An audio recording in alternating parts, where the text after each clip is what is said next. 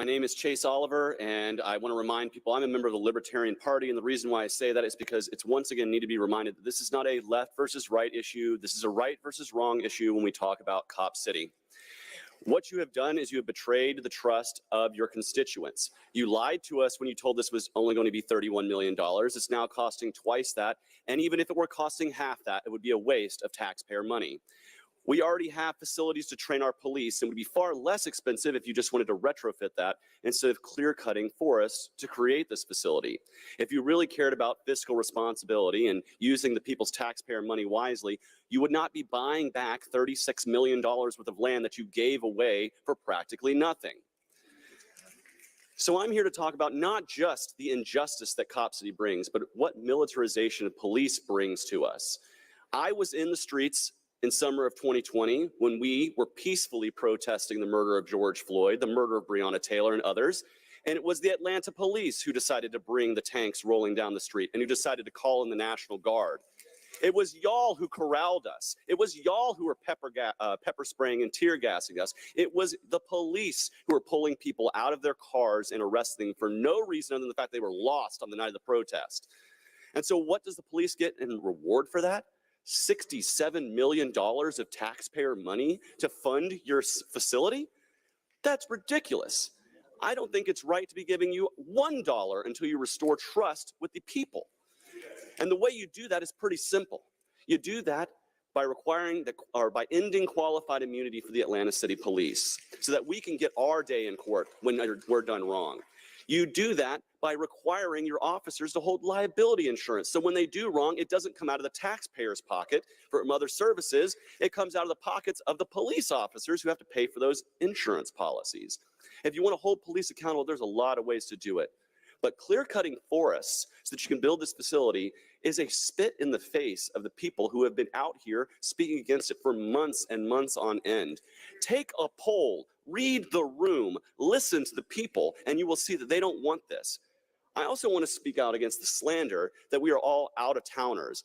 I've lived in and around Atlanta my entire life, and I love this city.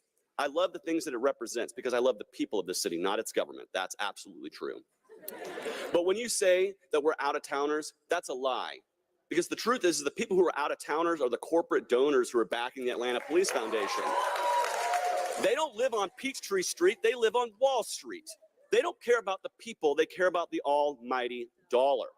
And they don't have our best interests at heart. And right now, if you vote for this facility, you don't have our best interests at heart. You're bought and paid for. You might as well be getting your 20 pieces of silver. Because right now, you are committing a Judas act against the people of Atlanta. I'm sorry there wasn't an invocation here today. It's Monday, but I'm about to take you to church. Because the Prince of Peace, the Lord Almighty Jesus Christ, taught me to love my fellow man, to not put them down, to not put my boot upon their neck. I support the Prince of Peace. I support a gospel of love. And I support that all people are free. They have inherent freedom and liberty. And every time you put another law, another regulation, another police force on the street, you're putting the boot on our necks. And the people are getting tired of it. This is a warning to those who are sitting in the ivory towers and those who sit here in elected office.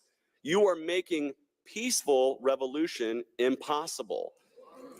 And I don't support violence. I'm a pacifist. I oppose the initiation of force. We're not initiating force. Y'all are initiating force against us. Government is initiating force against individual people. And yes, there are systemic wrongs that need to be righted with our policing. There are people who are more affected than others. Those of you who have means, those of you who sit up here in the ivory tower, those of you who take the corporate money, y'all don't have to worry about the militarization of police. It's the people who go to work every day, who earn a living, who go to work, they raise a family, and they're just trying to do their best. And what you're doing is you're sending more militarized police into our neighborhoods. We don't want it. The people do not want it. And your job is to represent the people. And when you don't do that, you're failing. You're failing. Welcome to another episode of the Propaganda Report. I'm your host for today. I'm CJ Compton J on social media, or just J in real life. I'm at the final stages, I guess, of a cold. So I still need something hot to keep my vocal cords, I guess, from locking up, getting too cold. Okay. All right. So starting out with this clip, I mean, it's a lot of clips from the public comment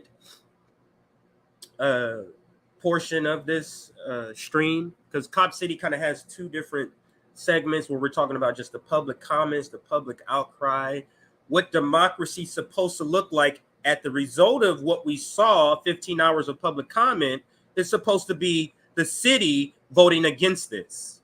That's what democracy, you know how they tell us in school? You know the lies they tell us about this democracy in school? The people come together, protest, Tea Party, all these glamorized fantasy stories about American history. But it's funny how when you're trying to actually implement those American stories of freedom and liberty and how to gain your justice, this broke the record of the amount of people speaking on a particular topic, and we're going to see all the people that was out there. But this was amazing to see the amount of people that came out to this event. So we're going to get to that. Funny thing is, that's not the story we're going to start with, but I did want to kind of tease it before we get to the first story I want to cover, and that is something I just discovered. But Cornel West, what are we on, day 3 of topics on him since his announcing? So we're going to talk about that first. So let's bring that down, and then let's bring this next one up here. So we'll start with Ben Dixon. I got a little bit of Jen Perlman for this upcoming segment that we're going to be talking about. And they both do the same thing where they give super praise to Cornel West, and then they proceed to say how they're not going to support him. So this is actually what we're going to start with. And the reason for the propaganda report today, because when I started looking at the stories, I was like, yeah, this is a lot of dispelling of propaganda I'm going to be talking about today, especially when we get to the Trump derangement gets desperate with Chris Christie. Like, you should hear what they're saying about Chris Christie and other things. He's polling less than 1%. But he's their savior. But this episode, so it looks like he recorded it yesterday, so it's brand new. Just a portion of it we're going to be listening to. I'm not listening to 28 minutes of Mr. Dixon. So let's listen. Yesterday on June 5th, that he would be running for president of the United States of America, and he would be running on the Movement for People's Party political ticket, the also known as the People's Party, which is a misnomer, but I will discuss the party that he has affiliated with a little bit later. I want to talk about the man, the legend, the myth, Dr. Cornel West, who I consider myself to be a student of Dr. West, and though I've never sat in a lecture with him, I still have studied his work for at least the last 20 years. I mean, I have read his works, I've listened to his lectures, I've watched his sermons, and I am a huge supporter of Dr. West, which is why it pains me to have to stop and ask the question, Dr. West, what the hell are you doing? And I asked that question even at great risk to myself, because of the circles that I run in, a lot of my colleagues and comrades, and quite frankly, a lot of my supporters. support Dr. West and are likely to support his campaign. So I don't want you to think that I take this, what I'm saying, lightly or haven't sat down and thought this through with a significant amount of concern and attention. But I come to this question this morning because of the times in which we live. I really have to pause and ask Dr. Cornel West, a man who I admire so much so that I still, when he came on the show with us about 3 years ago, he was on the show and he mentioned that he had read my book, God is Not a Republican. And oh God. Benjamin Dixon has a book called God is Not a Republican.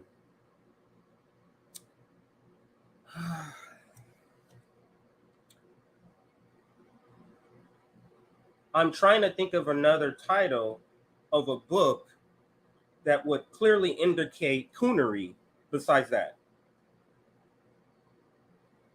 God is not a Republican.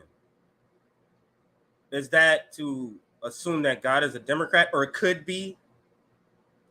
The better thing to say is God was a communist, or at the very least, God was a socialist. And I don't mean one of these socialists in the framework of a Bernie Sanders or AOC. I mean a socialist in the true sense of a socialist, the ideological sense of a socialist.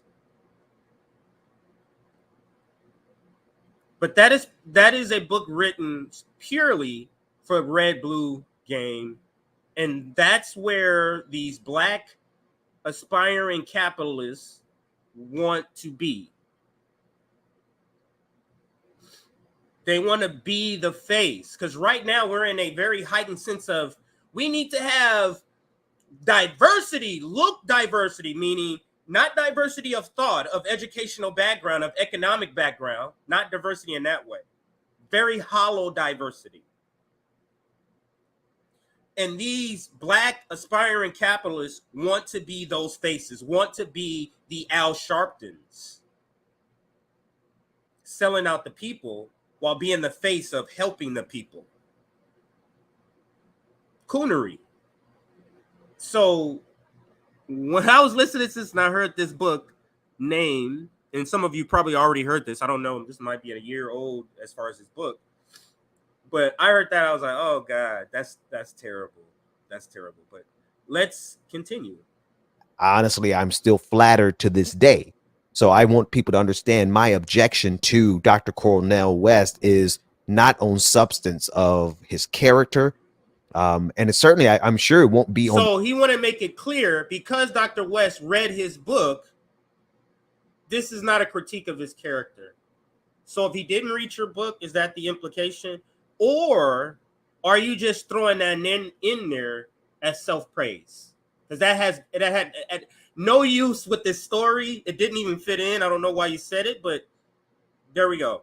On the substance of his campaign, because I'm certain they're going to be almost one for one. He's going to represent what I stand for. But when we look at the political viability of a third party in this country, specifically the party that Dr. West has affiliated himself with, the People's Party, which is run and founded and run by a white man by the name of Nick Brana. The People's Party that Dr. West is running on is, what is it, just 6 years old. They have no chapters in any part of this country. There are no local chapters that are in position to actually help Dr. West win. Not even win, but to even get on the ballot. And as we look at what happened in 2016, we look at what's going on in the build up to 2024. One of the most valuable commodities for the Republican Party right now, which is so much further than just your regular standard Republicans. We're dealing with fascists who have made it clear that their goal is to eradicate leftism and wokeism and to leave it. What did Ron DeSantis say? We will fight the woke in education. We will fight the woke in the corporations. We will fight the woke in the halls of Congress. So is Ben Dixon attempting to sell or dissuade people out of support for Cornel West based on this culture war talking point of scary Ron DeSantis, or a possibility that he may win. Have you seen the polls, Mr. Dixon? Have you seen the polls that indicate that Donald Trump almost laps Ron DeSantis twice? Something like 56%, and then Ron's at like 30%, something like that. I'll get to the poll later. So don't quote me as that the exact number, but those are in the field. It's almost twice the amount. It's not quite twice the amount. So we're fear-mongering about the second place person. And not only like a close second, not a photo flash second, but a distant second place person, which tells me he's in the lane of culture war and he's not getting out of it to even make the critique of Cornel West running with the MPPs.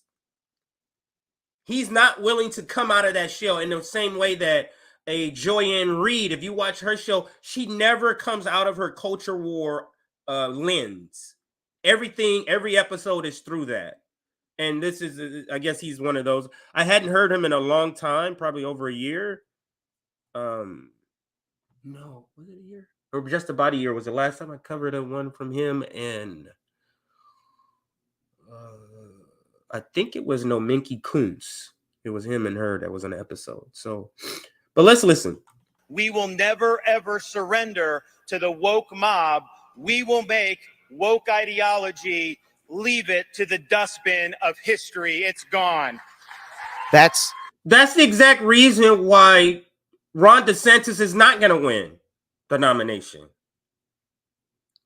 Wokeism. Now, Donald Trump talks about wokeism, but not in the same way. Like, this is his bread and butter, is Ron DeSantis. That only works in certain segments. That'll work in Florida. That may work in Arizona. He's not winning a nomination based off of that. So stop it. And again, Ron DeSantis is in second place.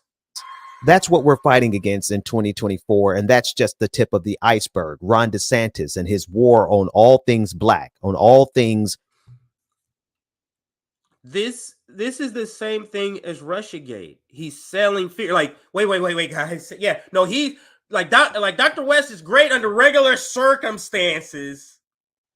Last time we had the pandemic. Before that, we had Russiagate. This is the new one. Wokeism, Ron DeSantis. Pretty hollow. Let's continue and then move on to Jen Perlman's take on this also. Progressive on all things that quite frankly, Cornel West stands for. I come from a tradition where I care about you. I care about the quality of your life. I care about whether you have access to a job with a living wage, decent housing, women having control over their bodies, health care for all, de-escalating the destruction of the planet, the destruction of American democracy. Listen, you're not going to get me to disagree with Cornel West on what he's fighting for, what he stands for. I absolutely agree with everything that he just listed. I'm going to play more of his announcement speech that he gave yesterday. But I mean, as it stands right now, I agree with everything that Cornel West stands for. I just believe and quite honestly know that two things: the party he has affiliated himself with is dysfunctional. It is run by one person who just started that party 6 years ago, and they do not have the ballot access, nor do they have chapters locally. They don't have the organizing capacity. They've never organized anything more than a single protest. That is the extent of the People's Party organizing prowess. And in fact, this is the biggest moment for the People's Party ever. They tried to run a right-wing comedian by the name of Jimmy Dore for president in 2024, but when so he's right wing into his audience. Ben Dixon is just he's so professional managerial class. He's so professional managerial class, this guy. And yeah, I can't fuck with that shit. But when they saw that wasn't getting any traction, the Movement for People's Party, the party run and owned by founded by Nick Brana. Not that it wasn't getting any traction. Jimmy Dore didn't want to run. Or Jimmy Dore decided not to run. If Jimmy Dore made an announcement, Jimmy Dore would trend on Twitter for sure. He wouldn't make the same corporate news outlets that Dr. West does, because Dr. West is nationally known in corporate media. They went and got Cornel West, whose name is big enough to be the biggest thing that ever happened to that party. Now, you tell me if that party is in position to do anything more than be a sandbag for the progressive movement, to be an aid for the fascist movement at best.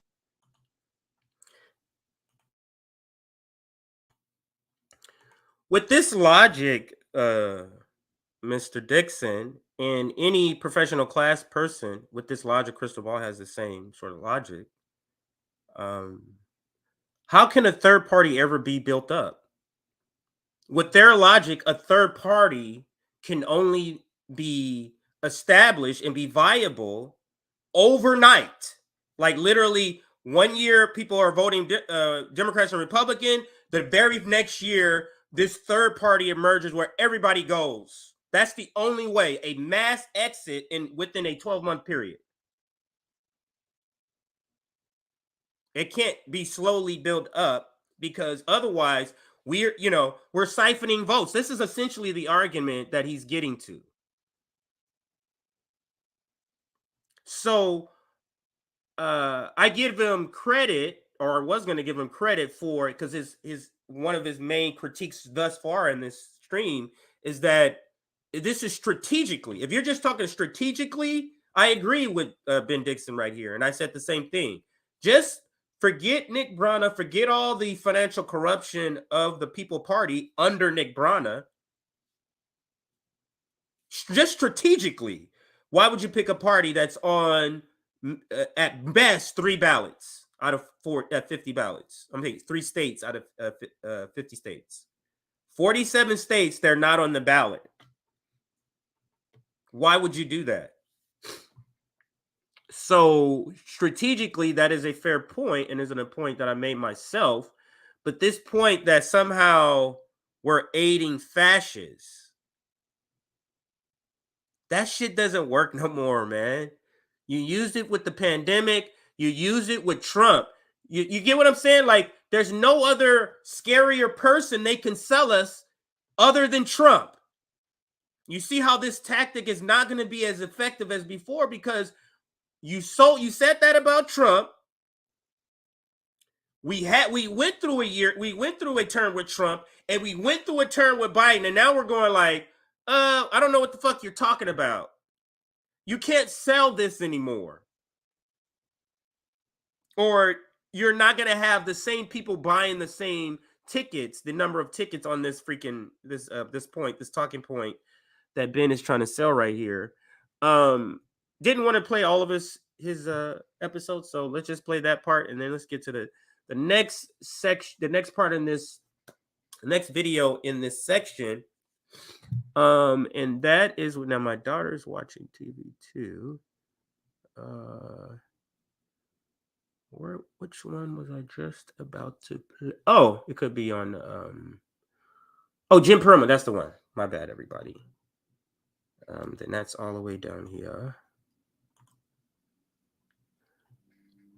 Damn, my daughter's watching a bunch of this. I thought I watched it on here, but apparently not. So that's the Chris Christie stuff when we get there. I thought I watched it on here, but apparently not. Let's go to Jim Perlman's page. Oh, no, I watched that on my phone. That is true. I watched that on my phone. All right, let's go to her video content on this subject. I guess, but let's listen. I don't want to, preface the story too much. Where is it at? It's not too far down.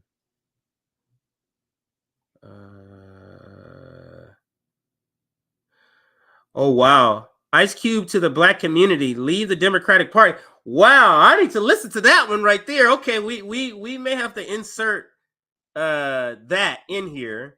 Wait, am I missing something here?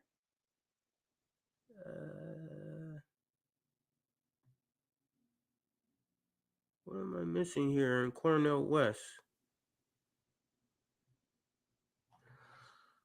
Wow. Cornell West. I just could have swore I was just watching. It. What happened to it? Hang on a second, everybody. I was watching it on my phone. So let's see what the title is. Maybe I have the title off, and that's why I can't find it. Let's see. Yeah, it's right here. It's called Big Mistake, Cornell West running for president. Yeah, okay. Maybe I missed the title. Could have been there and I just missed it. It's called Big Mistake. That's the title. Oh, you know what? It's a live stream, not a video. My bad, everybody. That's why. It was a live stream, not a video. So here we go now. Should be around queued up where I was listening to it before. It looks like it is. So let's listen to what their take is on this same thing. But it suits him. It's gonna be similar to you know what? I won't describe it. So let's just listen to it and take it from there. So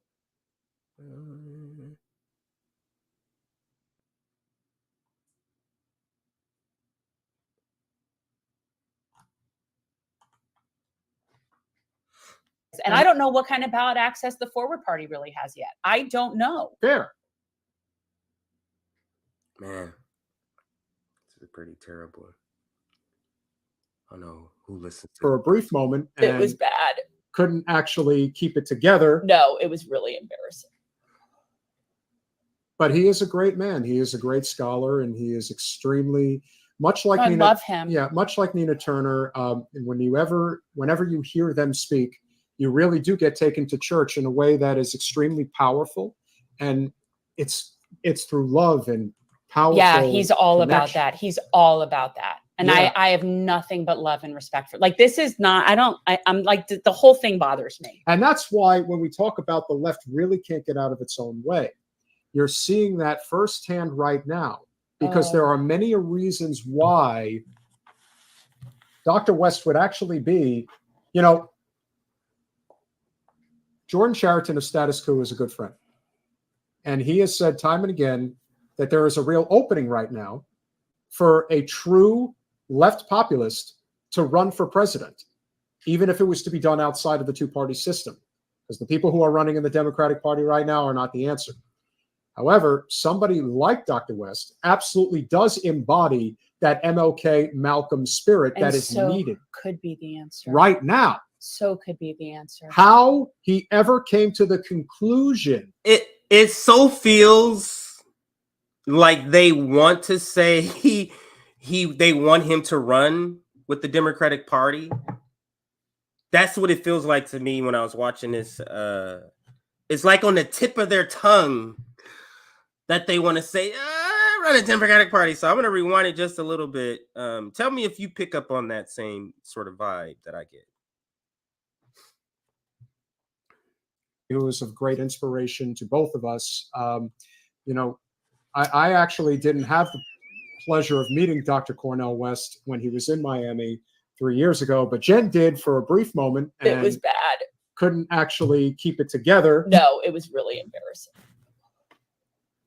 But he is a great man. He is a great scholar, and he is extremely much like Nina. I love him. Yeah, much like Nina Turner. And whenever you hear them speak, you really do get taken to church in a way that is extremely powerful, and it's through love and powerful. Yeah, he's all connection. about that. He's all about that. And Yeah. I have nothing but love and respect for, like, this is not, I'm like, the whole thing bothers me. And that's why when we talk about the left really can't get out of its own way, you're seeing that firsthand right now, because there are many reasons why Dr. West would actually be, You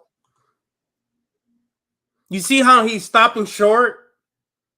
It feels like he understands that could lead to them. What he wants to say is run as a Democrat. Because what do you mean get the left get out of his way by what he's doing by running for them? And it feels like he's stopping short of saying just run as a Democrat. Because that's what he's saying when they're implying like this is the candidate that the progressive Democrats need to run as a Democrat. That's essentially what he's saying. He said, not the Marianne Williamson. He said that the people who are in the race now are not what the left needs. That's Marianne Williamson and RFK Jr. So it feels like, and maybe this is Ben Dixon's disappointment too, is that it feels like they don't want to say run, like they would rather him run as a Democrat. Let's just leave it there and let's play. Jordan Chariton of Status Quo is a good friend. And he has said time and again that there is a real opening right now for a true left populist to run for president, even if it was to. There is a true opening for a true left. There's a real opening for a true left populist to run for president. Now, notice when he says, even if, that's the part that's IQ in here. When he says the even if part. Firsthand right now, because there are many reasons why Dr. West would actually be, Jordan Chariton of Status Quo is a good friend. And he has said time and again that there is a real opening right now for a true left populist to run for president, even if it was to be done outside of the two-party system. Because the people who are running. Even if it's done outside the two-party system, if you say even if it's done the so-and-so way, you're implying the normal standard way would be what? Democrats. They so want this guy to run as a Democrat.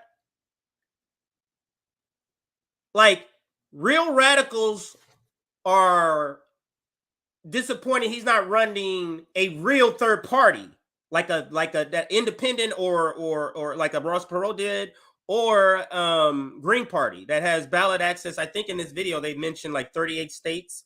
I've also heard 40. It's somewhere around 38, 40 states. So let's listen. That means currently it would go up because the remaining states they would apply to try to be in on the ballot once they get a candidate. Running in the Democratic Party right now are not the answer. However, somebody like Dr. West absolutely does embody that MLK Malcolm spirit And that is so needed could be the answer. right now. So could be the answer. How he ever came to the conclusion that his best option was to run with a party that, forget all of the negatives associated with it, the fact that the party doesn't even have ballot access. Cornell is not just a great speaker, he's a great human. Like he's special. And I do think he is exactly I have nothing but just really good things to say. And it bothers me because that's why it bothers me even more. Oh yeah. Because this decision. Give it a second. Makes no sense. Well, none. I don't understand. For all of the faults of the Green Party, they at least have ballot access right now, right at this moment, in 38 states. Did you make sure to check your current numbers? Okay. 38. Because I haven't looked in a while what they are. But yeah. Dr. West would do better to run in Andrew Yang's Forward Party. Now, I don't know how many states they have access to, but I can guarantee you it's better than what the People's Party has. You're assuming that the Forward Party would want him because they probably wouldn't. Perhaps. And the Green Party is just too obtuse to recognize what's good for them.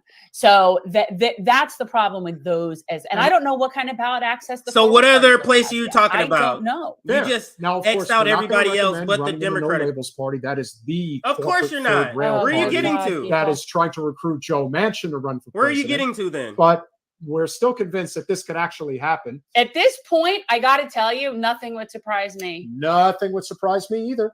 And of course, with that said, the Libertarian Party obviously is out. So you're not going to have Dr. So who's West run left? on that particular ticket. But why the People's Party when they don't have ballot access? If you're going to run, and this is another thing that somebody suggested, that if you're going to run, why? Think about it.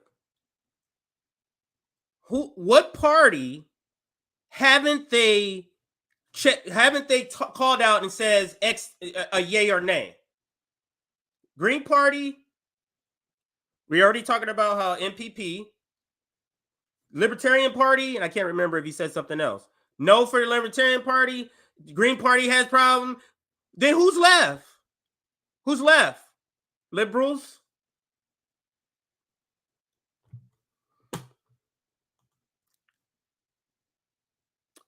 The liberals, what they call themselves, they've rebranded themselves as progressives. They are the white moderate. He is soft massaging, soft pedaling that Dr. West should be running as a Democrat. Isn't that what just happened?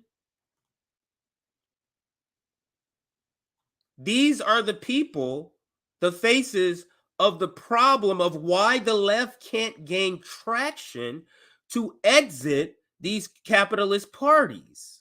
These people here, they stand on that path and throw bananas for us to slip up.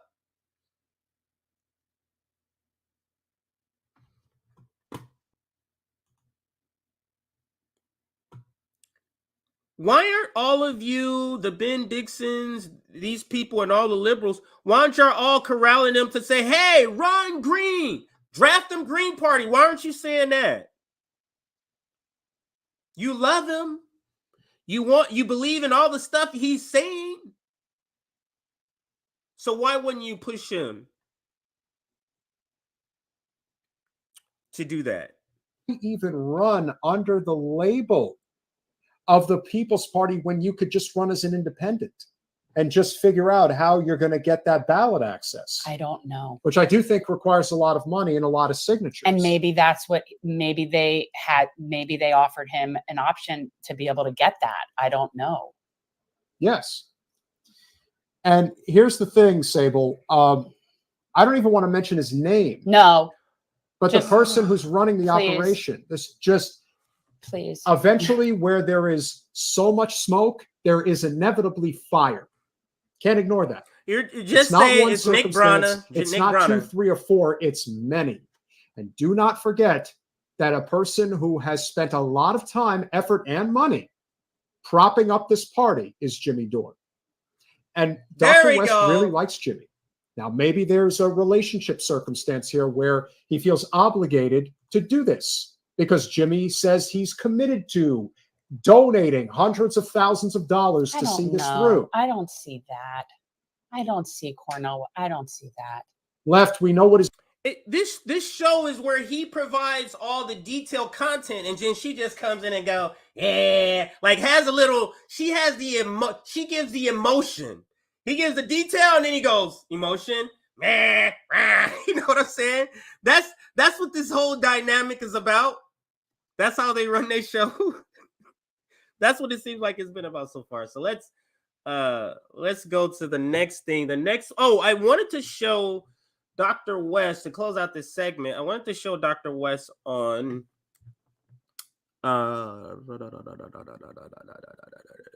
what was he on? Dr. West, I think he was on, is it Democracy Now! Or PBS? Democracy Now! Let's try Democracy Now! First. He goes on, he goes on. Now, listen to what he says here, and let's try to extract some of the things that he says about the other parties and him running. So let's get, what's happening here?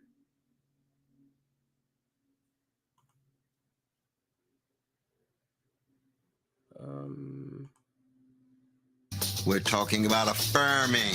We're talking Jersey Governor.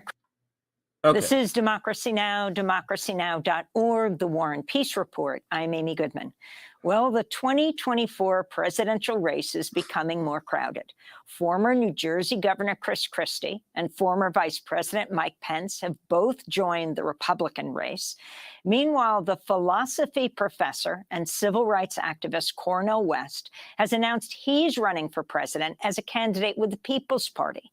In a short video released Monday, Dr. West criticized both the Democratic and Republican parties. We're not talking about hating anybody. We're talking about loving. We're talking about affirming.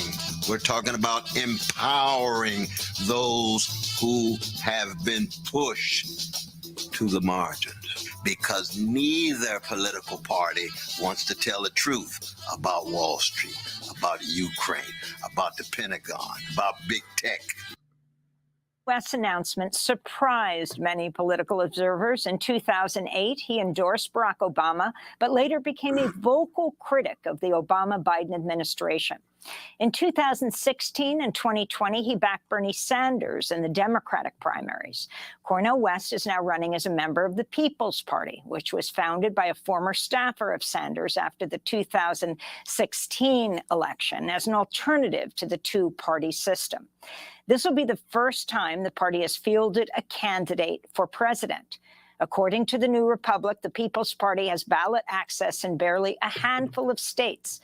Dr. West is one of the nation's most recognized public intellectuals. He's a professor of philosophy and Christian practice at Union Theological Seminary. He formerly taught at Princeton and Harvard universities. He's joining us now from Irvine, California. Cornel West, he out here back to Democracy Now! It's great to have you with us. Can you talk about why you've decided to run for president of the United States? First, Sister Amy, I want to salute you. You are an exemplar of longevity, of integrity, and consistency. And, you know, we go back many, many decades. So I just want to always begin on that note. You're putting a smile on Brother George and Sister Dorothy's face, your precious parents. But no, my announcement of running for president of the United States to be head of the empire, to help dismantle it in such a way that poor and working people would be at the very center, at the very core of our vision of what a good society actually is. That it has to do, as you can imagine, with these very bleak times, these very desperate times. So it's a kind of act of desperation. You know, I'm 70 years old. I've been at this for 55 years, and I have a calling that flows out of the legacy of Martin Luther King Jr. and Rabbi Abraham Joshua Heschel and Edward Zaid and Chief Joseph and Dorothy Day and Grace Lee Boggs and Louisa Marino. All of those are the best of America. And I think we're at such a low point that America needs to be reintroduced to its best. And its best has always been the movements for justice, the struggles for freedom, the solidarity based on a fundamental commitment to the dignity of those Sly Stone calls everyday people. And there's no doubt in my mind that the two-party system now is a major impediment for the empowerment of poor and working people. I'm thoroughly convinced that, of course, the neo-fascist Republican Party has already made it very clear that they're tied to big business and big military, big tech, and so forth. And the milquetoast neoliberal Democratic Party strikes me as being incapable of taking seriously the fundamental needs of poor and working people, not just here, but around the world. The militarism abroad, $7 billion frozen for the brothers and sisters in Afghanistan, and what's been AFRICOM in Africa, and what's been going on in the Middle East. Thank God that you keep track of the precious Palestinian brothers and sisters and all the hell that they're catching. You have it every day, and I thank God that you do. Why? Because Palestinian peoples deserve to have a visibility in terms of their suffering and ways in which they can attempt to get out from under. Same would be true, of course, for our Jewish brothers and sisters in Russia or in a France where their rights are being violated. We're wrestling with organized greed. We're wrestling with institutionalized hatred. We saw that with our precious gay brothers and lesbian sisters and queer siblings in the earlier report. But it's also a matter of routinized indifference. There's an indifference to the plight of the vulnerable. More and more, it's becoming not just a fad and a fashion. And that's a great point that he makes here. It's not we just don't, it's an indifference. It's not even an acknowledgement of existence. It's wanting to wipe, for example, we don't want to fix the homeless crisis. We just want people to be out of our sight. That's the indifference that to me you feel. It's like, and it's applied to all other topics, not just unhoused, but just us in general. Oh, you guys need something again. The American people need something again. Damn, we got all these guns and bombs to buy. That's what it feels like. Like we're in the way of you spending our money. So to that point that Cornell makes here, I'm gonna fast forward because he rips apart the Democratic Party and the Republican parties. Let's listen to this next question because he does get to talking about parties. He is. Cornell, you talk about militarism. I want to ask you about Russia's invasion of Ukraine.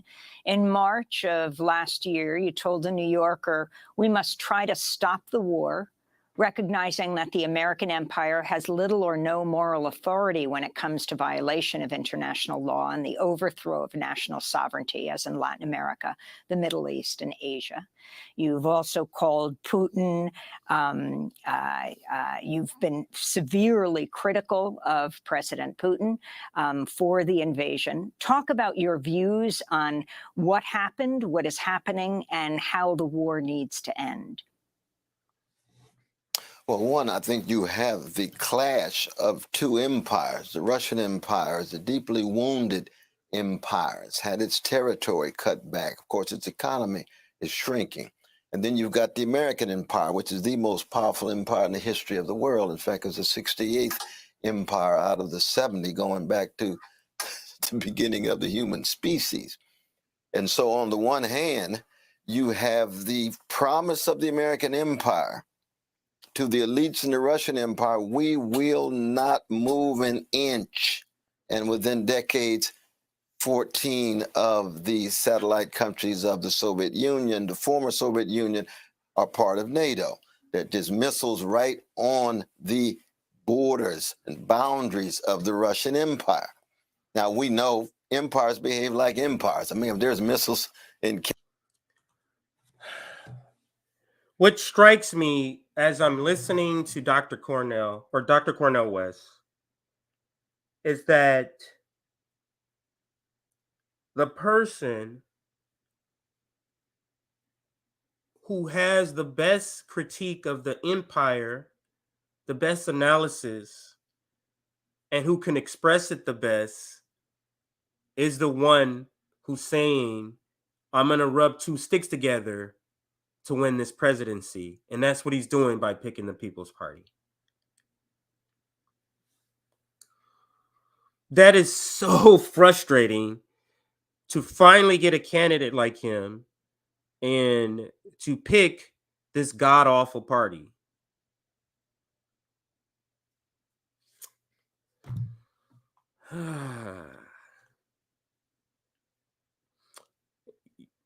You know what I mean? Like, what's the effective, not how it makes you feel, what's the effective use of his critique if you're not on the ballot in 47 states? No, we're waiting for a candidate first. No. Green Party is on 38 ballots already. They don't have a candidate.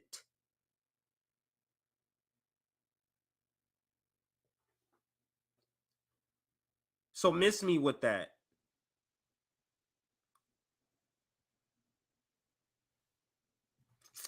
So let's continue to the next question she gets to here, so that we can cover as much ground as we can. Right about, hold on a second here, everybody. I want to make sure I don't skip the part that I was looking for. That wasn't it. I think it's this next one. Yeah. Right here. Let's go. He chose you as one of the people to write the Democratic Party platform. Have you talked to him about your campaign, you deciding to go outside the two-party system? He ran as an, although he... Let's go back just a little bit to get more context of the question here. Right here.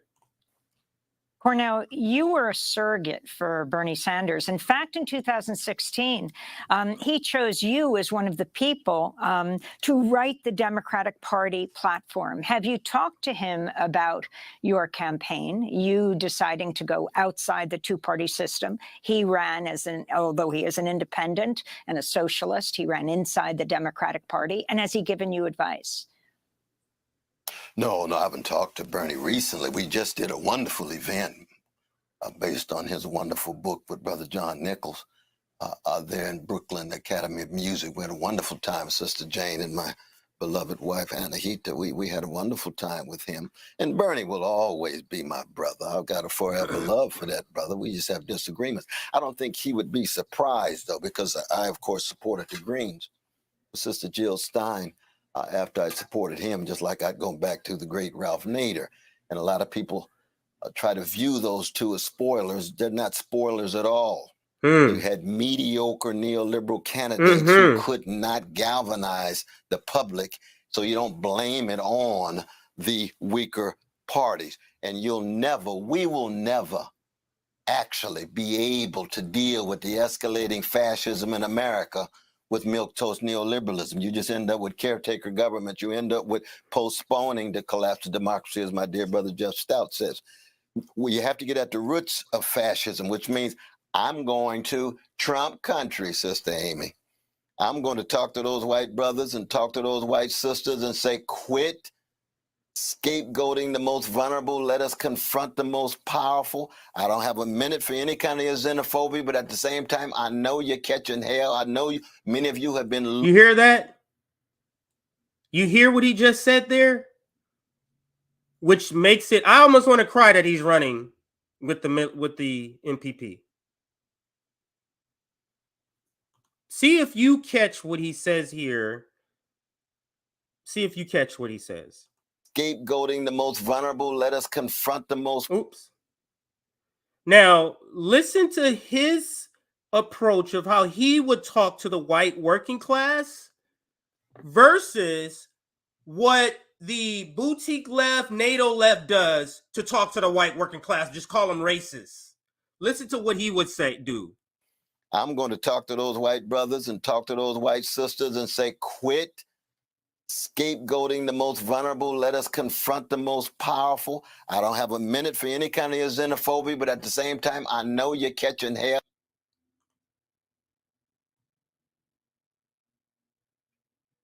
Isn't that what RBN advocates for? We're called Red Blonde Alliance if we're advocating for that. That's the exact point. And that's what the Black Panther... I don't got time for none of your racism, but if you want to team up, you get the white working class together and we get the black working class together. Let's do this. That's coalition building. It's saying, I know you have a difference. I don't care about your difference. Let's team up on the shit we do agree on. And let's take these motherfuckers out. That's not what the professional managerial class is saying. They're saying, ew, icky, Trump supporters, they're racist, they're transphobes. You see the difference? And to see why it makes it even more heartbreaking that he's running with the MPP, because this sort of approach to the white working class is what's going to get something done. The white working class doesn't need to hear, you're this, you're that, you're this, you're this. They just need to hear, listen, I don't care about the differences. You believe that? I ain't with that shit. But let's go take out these capitalists that's making your life a living hell too. That's the message.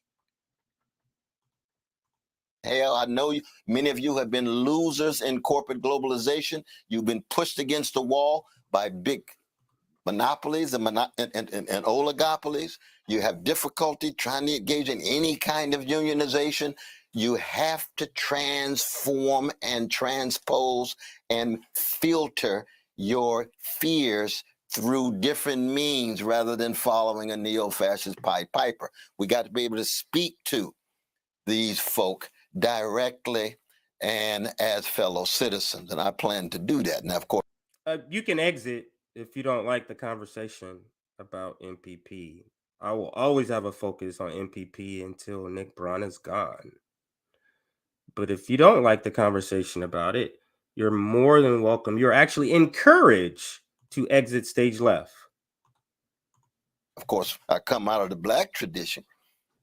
And so I've got to wrestle with my own black bourgeoisie. I got to wrestle with my own black. Yeah, you do, because there is some critiques about his own black bourgeoisie and the way that he's calling, for example, like she's some sort of freedom fighter, and when she's spewing Russiagate shit.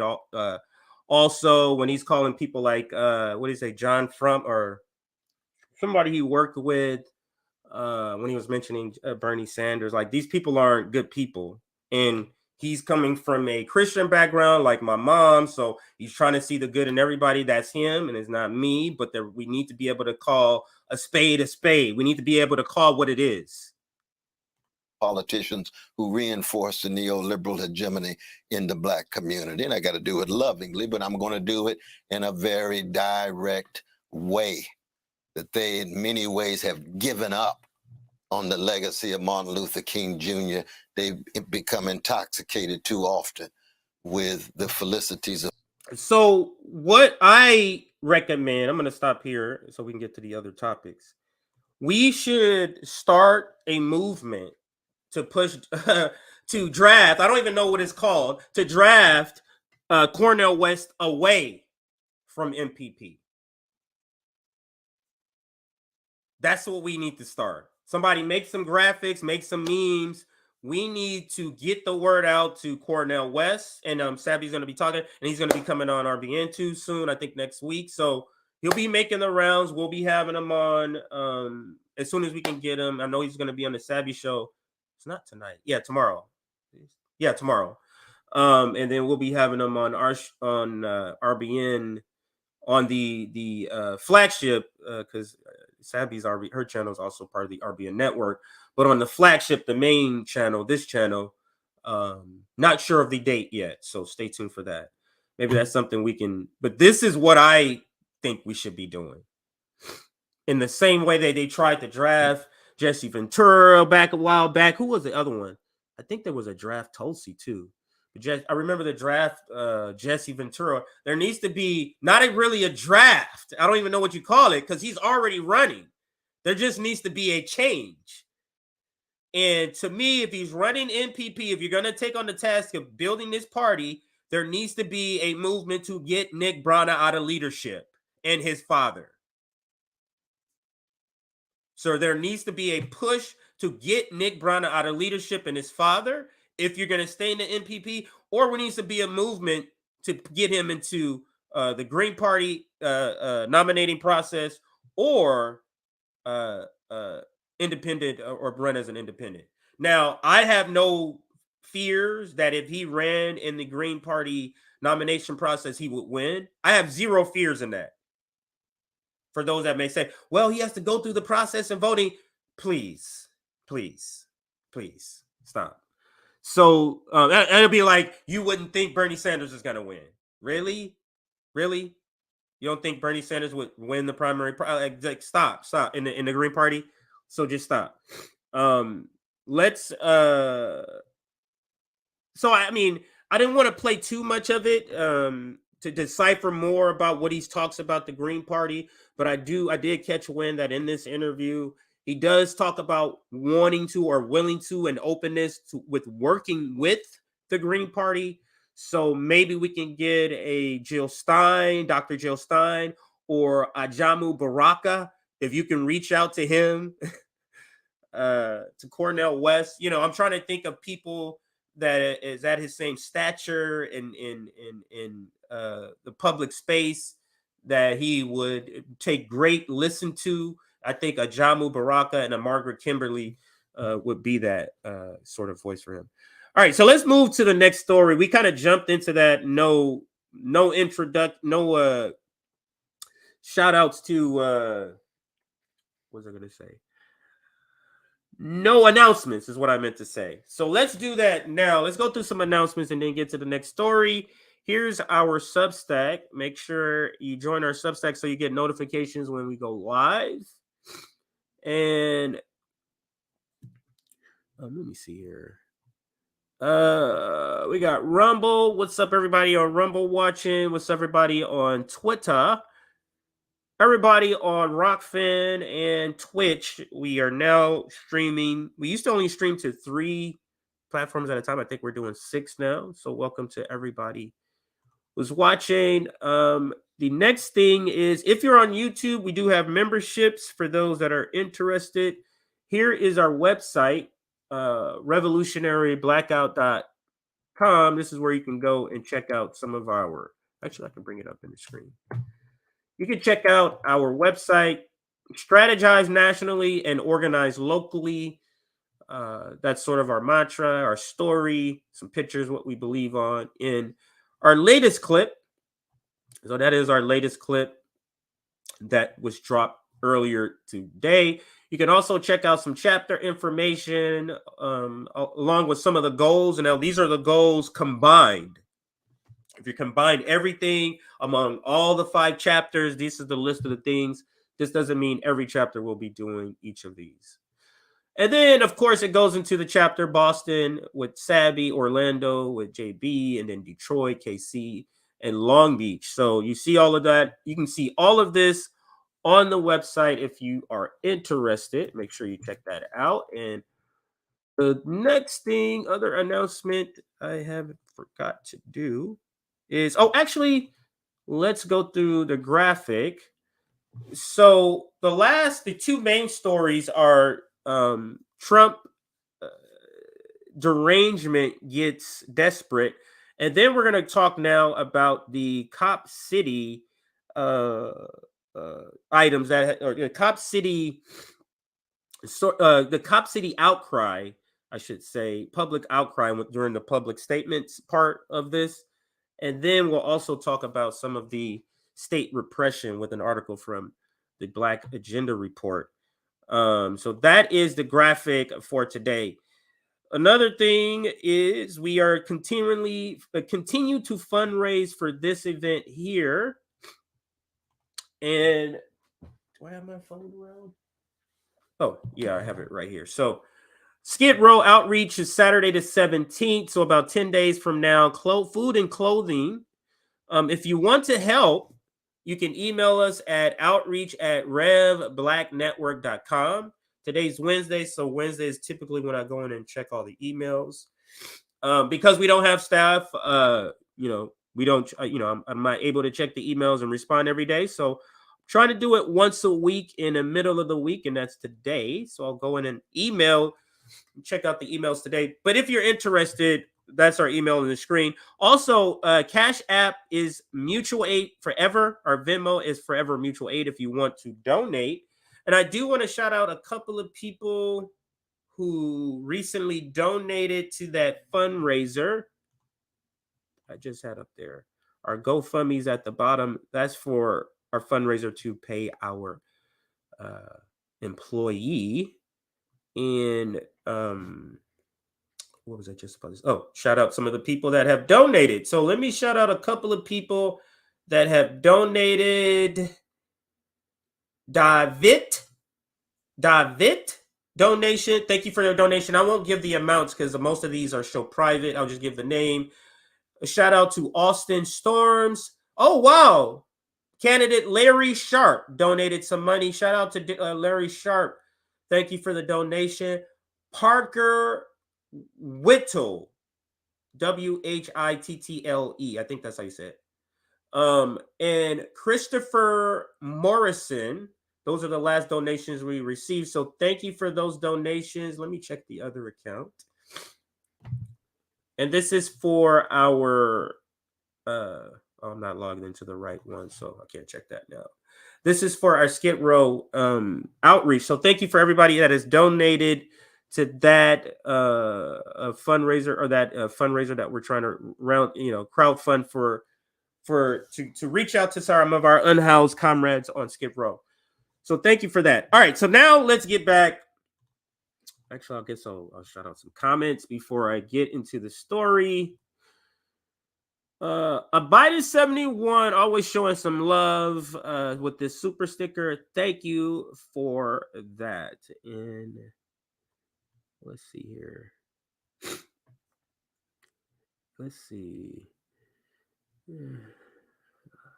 Anybody mention the interview tomorrow?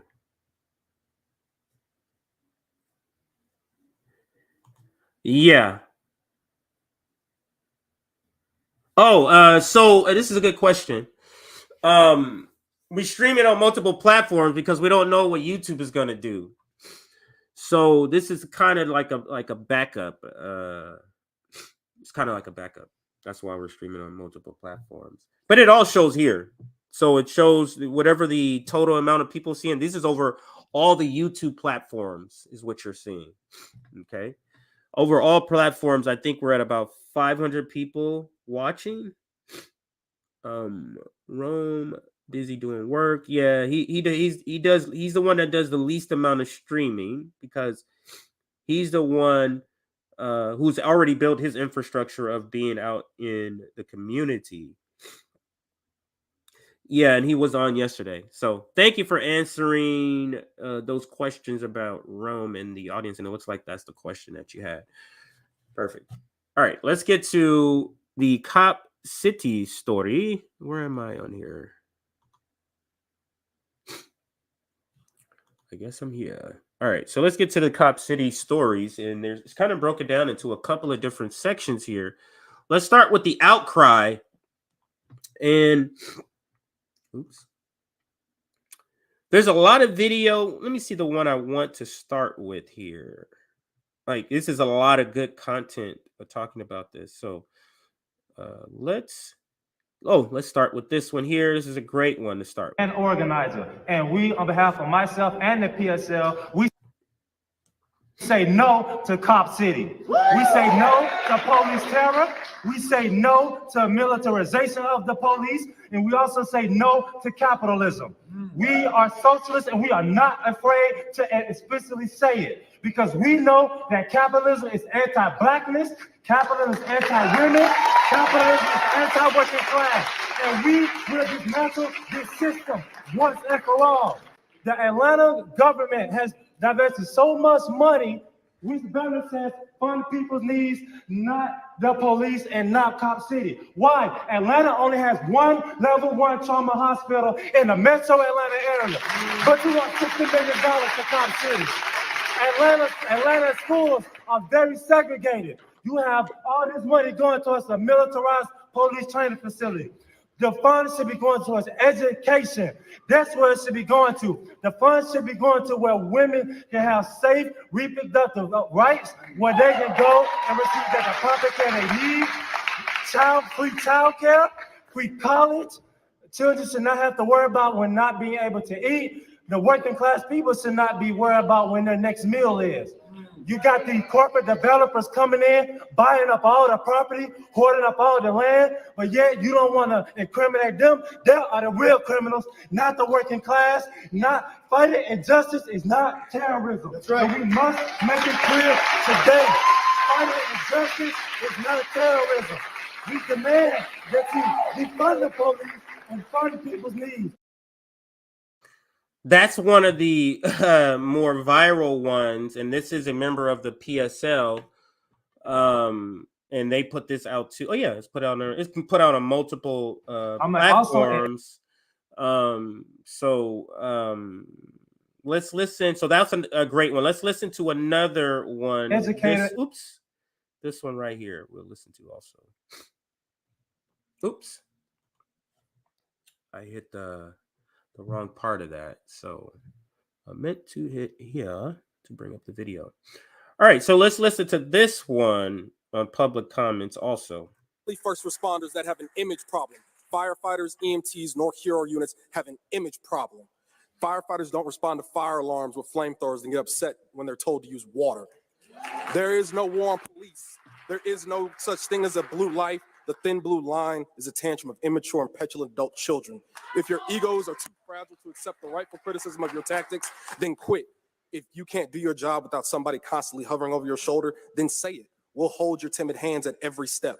You've already forfeited any career aspirations you may have had. We live here. Y'all have made it abundantly clear that y'all just work here.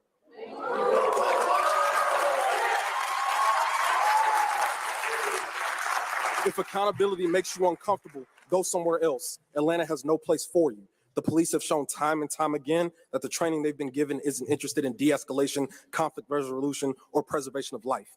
If I had 57 bullets, I could assassinate every member in this chamber with 3 shots each and still have 9 bullets left over. I dare any single one of you to tell me that you believe that is justified, reasonable, or acceptable as standard operating procedure. Wars have been fought over much less. What's the difference between a bullet and a cop? If a bullet kills someone, you'll know it's been fired. If you have a problem, call the police, then you'll have 2 problems: money or violence. You seem to only respond to these 2 categories, using one to beget the other. Can't even get the correct dates on your signed off warrants, but expect us to believe that you have the competency and due diligence for a $100 million project that we have told you repeatedly that we do not need and we do not want. The May 31st deployment of militarized police unit on a residential street to raid a bail fund on suspicion of white-collar financial crimes is tyrannical. Tyrannical entities must be demolished by any means necessary. You have the option to resign willingly, be cast out politically, or be removed violently. The choice you make today on this bill will be inextricably linked to the method that will be chosen. You will vote no. You will vote no. You will vote no. All of you will vote no today, and you will replant every tree you uprooted 100 times over. Those who make peaceful revolution impossible make violent revolution inevitable. If you build it, we will burn it.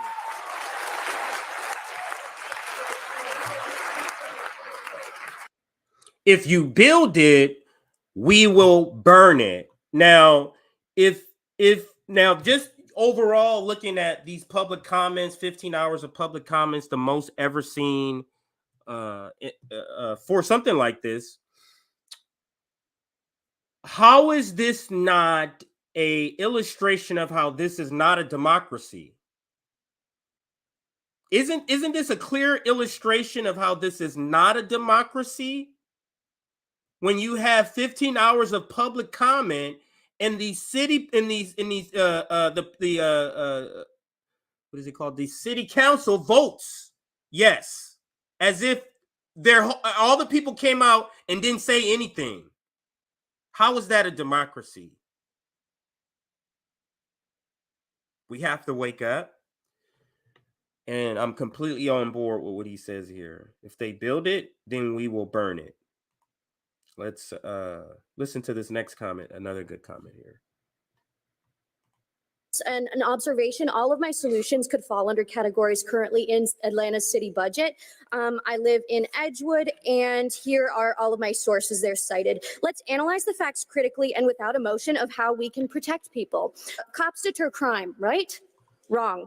A 2014 study found no relation between the number of police officers per capita and perceived arrest risk. Conversely, trial of street lighting in New York reduced outdoor nighttime crimes by 36%. If you want to protect the people of Atlanta, invest in lighting our streets, not in Cop City. A study in 2019 found that helping people who are experiencing economic uncertainty reduces arrests for violent crimes by 51%. If you want to protect the people of Atlanta, invest in affordable housing, community food programs, and other emergency financial assistance, not in Cop City. Cops reduce traffic deaths, right? Wrong. Two 2021 studies found no data to show that traffic stops or police manpower decreased fatal crashes. If you want to protect the people of Atlanta, invest in sidewalks, safety education, improved urban design, and road repair. Cops keep bad people in jail, right?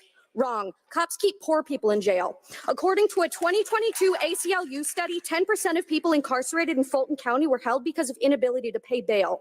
Before they've even been convicted of a crime, these folks have to endure the same deplorable conditions that led to the murder of LaShawn Thompson. If you want to protect the people of Atlanta, focus on rehabilitation, invest in diversion programs, and ensure that they're used. In the first half of 2022, police opted to incarcerate 312 folks who committed diversion-eligible misdemeanors instead of using diversion programs, which are 10% more effective in reducing recidivism. Paragraph 1 of the Georgia Constitution states that all government originates with the people and is founded upon their will only. Funny, it doesn't mention the will of corporate interests. We are the people, and we are telling you to stop Cop City. And the city council said, fuck that shit, and voted for it anyway, because we don't live in a democracy. When you're seeing the evidence for yourself, literally in front of your face, let's just go with it, what you see, instead of don't trust your lying eyes, right? Let's listen to this here from Kamal from Black Power Media. Constitution allows for a ballot initiative. We see that as the next legal mechanism in order to get Cop City built or stop from Cop City from being built. So that is what we're trying to do. There's going to continue to be. Let me rewind it again, because maybe I think the first 2 seconds wasn't as clear as it could have been. So let's listen. Yeah, we're trying to get a people's referendum on the ballot. The Georgia Constitution allows for a ballot initiative. We see that as the next legal mechanism in order to get Cop City built or stop from Cop City from being built. So that is what we're trying to do. There's going to continue to be street protests. There's going to continue to be actions. There's a week of action coming up. But we also want to make sure that we have a direct path to try to stop this from happening. When we have all these people out here today, when we have all the public comment, when we have all the polls showing that people are against it, why is it still being built? Because the politicians are in the hands of the corporations, the developers, and the police themselves. They don't care about the people. These are the same elected officials and their lineage that kicked out all the homeless people to build the Olympics. These are the same folks that tore down public housing. These are the same folks that harass and arrest people who are poor and working class. These folks don't have the ear of the people. They are not the people. They don't work for the people. They work for the corporations and the developers. And as soon as we see that, it'll be clearer for us today more than any other day in which record numbers have turned out to City Hall. But yet they will not listen to the people. They're going to listen to the corporations and the developers and the police. Thank you so much. Thank you. That is crazy. And that's the point that I was just making, that last point that he made there. And I think that's from Chuck. Yeah, that was from Chuck. Chuck has a lot of content to show. Here's another one that Chuck was able to get. This is while they're in. So actually, let me play the overall look of where this is at, so you get a understanding of how many people was actually there. Let's actually play this video that kind of shows that.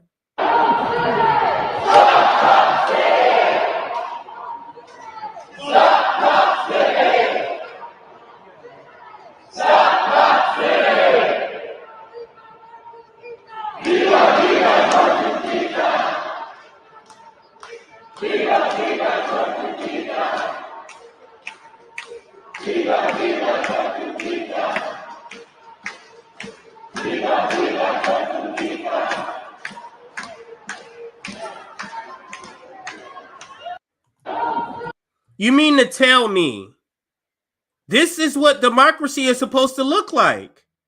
This is the shit the fantasy stories they tell us in our history books about do these things and you will get democracy works and the people in government will listen. Representative government represents what we want. And the city council said, fuck every last one of you here, motherfucker. We're voting for this shit.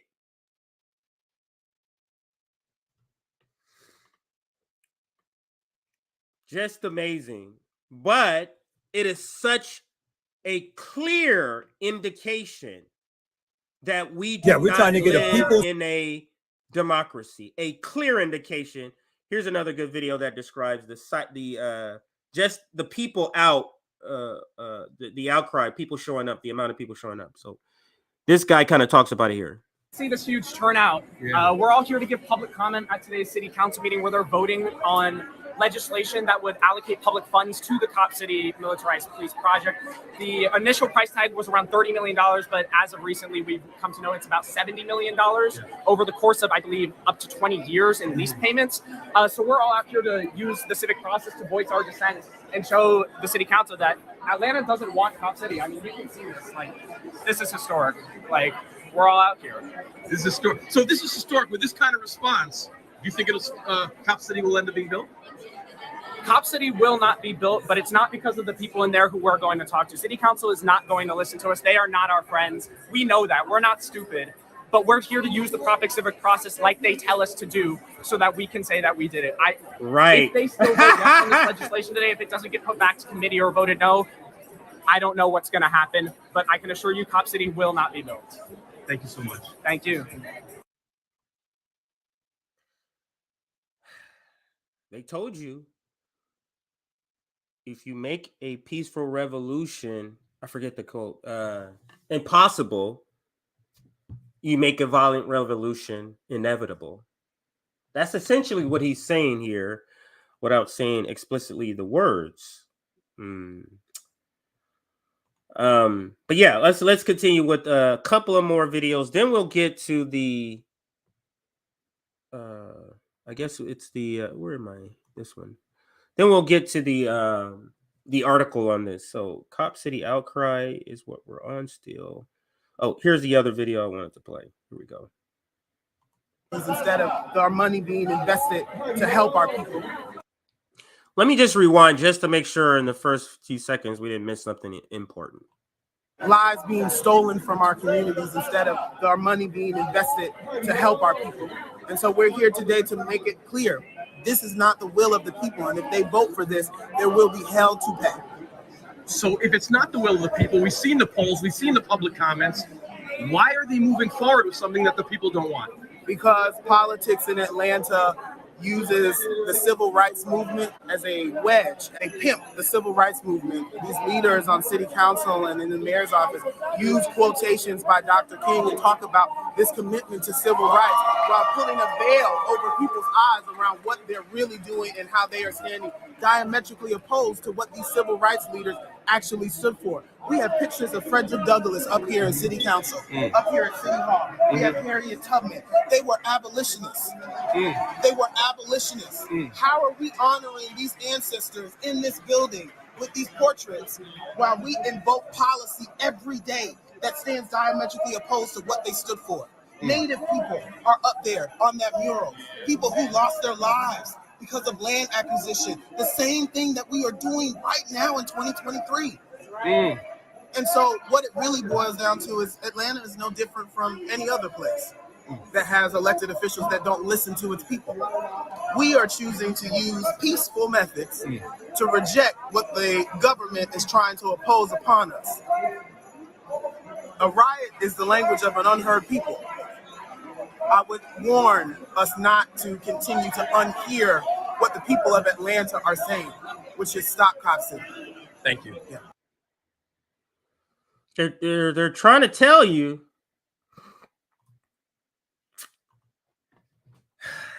All right, so let's continue. Let's continue with I think I may have one more. I think I have one more video I want to get to. Not that one. That's the one we started with.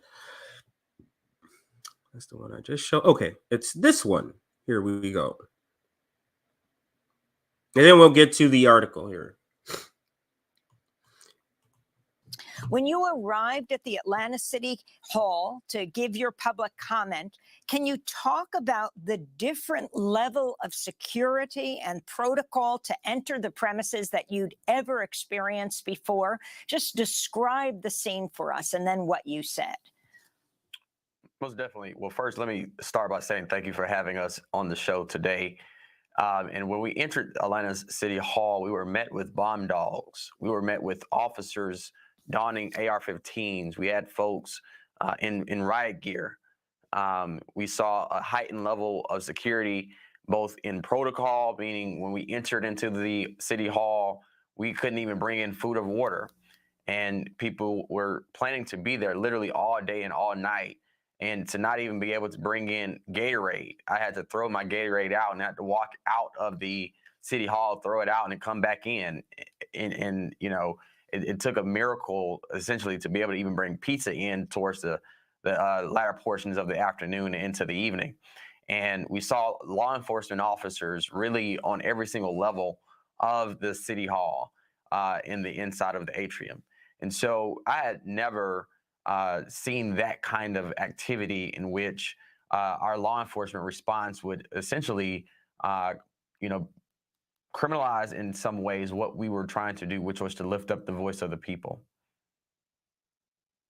And Reverend, I wanted to ask you, the mayor of Atlanta has claimed that much of the opposition is from outside agitators and a white movement. Could you talk about your own history in Atlanta and why you got involved in this movement? Oh, for sure. I'm a sixth generation Atlantan. In fact, my grandmother's granddad, his dad, purchased property in the heart of the west end of Atlanta off of Finley Avenue for essentially $83 without a mortgage. And so our family has been in the heart of Atlanta for almost a century. And so, and I'm talking before the Emancipation Proclamation, and several dozens and hundreds of other people. In fact, almost every single person that we saw and heard from last night and yesterday afternoon was from Atlanta. Now, granted, there are people who are not from Atlanta as well, but who cares? Because at the end of the day, what we're fighting for is liberty and justice for all, which they pledged their allegiance to for the flag of this yet to be United States. And so if there's injustice anywhere, there's a threat to justice everywhere. And unfortunately, again, democracy has failed us because that is just simply not the case. And so when I think about what the mayor said, in fact, I'll even tell you, is that the mayor's mother taught my grandmother how to do hair, which taught my mom how to do hair. And so when I think about how I got involved in this work, and I'm seeing what's happening on the ground each and every day inside of our facilities, I'm seeing, you know, children and college students pulled out of cars and being tagged and laser, I mean, not laser tagged, but essentially targeted for being at the wrong place at the wrong time. I'm seeing people die, literally die at the hands of law enforcement, both here in the city of Atlanta and surrounding these counties and these communities. Because this is not just about the city of Atlanta. We're going to see departments and agencies all over this nation send its people, send its law enforcement and first responders here to train on urban warfare. And what we saw last Wednesday, what we've seen over the course of the last few months as relates to domestic terrorism charges is concerning and is exactly the kind of reason why we stand in complete opposition to this project.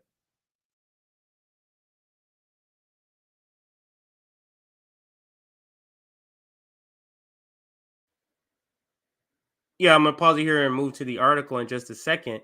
But to me, Cop City, this is the ruling class saying, we know what's coming. Our repression, our oppression, our austerity, it has consequences. And we know those consequences is uprising from the people. So we need to prepare for that, i.e. Cop City. They know it's coming. They saw the George Floyd protest and they said, oh, you see that worldwide protest? We're not prepared for that. Let's read the article. Now we're going to shift more from the public outcry to, actually, I could have kept that up. Let's go back. Because I'm going to go to my bookmarks before I go to the article. So before I go to the article, let's go to this because I want to show the video first. This is military-style police in Atlanta invade a house to lock up three people in charge of a legal fund that helps Cop City protesters get bail out of jail. This is a brazen assault on U.S. Constitution. Let's watch this now. I'm sure a lot of you have seen it. We'll let it loop. But this is insane. This is insane. This is for essentially like desk workers, people who operate like this is how they're going to get them out of the build, out of their place. This way. They're not this is a ruling class that's saying, listen, we know there's urban uprising that's on the horizon, and no one is going to stop us for preparing the state to combat that. Nobody. Not you, pencil pushers who are helping to get people out of jail either. It's absolutely just such repression. And that leads us to the article with the same name in the title. And this is coming from the Black Agenda Report. State repression targets the Stop Cop City movement. And there goes Kamal. He's out in Atlanta, which is why you see him in the faces a lot, because he's out there. He's one of the forefront of this. And it says, the caption says, Kamal Franklin of Community Movement Builders. He's also part of Black Power Media. But the Community Movement Builders are the people who's out. That's the organization that's out on the ground over there. And other organizers announced a bail referendum effort at a June 7th press conference. So they're going to try to, and he spoke about this in the video we talked about, they're going to try to get a bail referendum on the ballot. Could you imagine? You're going to see the people who are going to come out against that. Watch and see who's paying for that. Let's see. But let's read the article. Let me see if I can blow it up without it blocking too much here. I can't. I think it's one of those websites where you can't blow it up that much.